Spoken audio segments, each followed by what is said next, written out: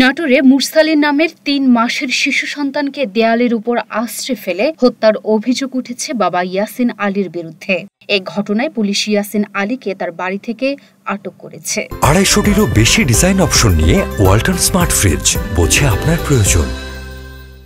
বুধবার বিকেলে নাটোর সদর উপজেলার কাফুরিয়া ইউনিয়নের নারায়ণপাড়া গ্রামে এই ঘটনা ঘটে।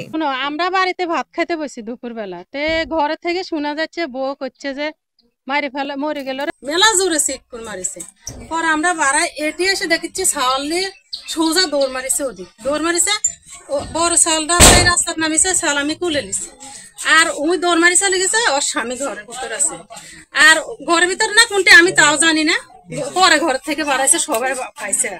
পরিবার ও এলাকাবাসী সূত্রে জানা গেছে, দুপুরে রান্নাবান্না করে ছেলেকে রেখে পাশের বাড়িতে পানি আনতে যান গৃহবধূ রূপা বেগম। এ সময় শিশুটি কান্না শুরু করলে রেগে গিয়ে বাবা ইয়াসিন আলী বাচ্চাটিকে দেয়ালের উপর আশ্রে ফেলে।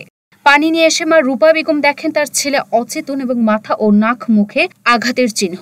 দ্রুত পাশের বাড়িতে নিয়ে গিয়ে মাথায় পানি দিয়ে পরে স্থানীয়দের সহায়তায় রাজশাহীর পুঠিয়া উপজেলা স্বাস্থ্য কমপ্লেক্সে নিয়ে গেলে কর্তব্যরত চিকিৎসক শিশুটিকে মৃত ঘোষণা করেন।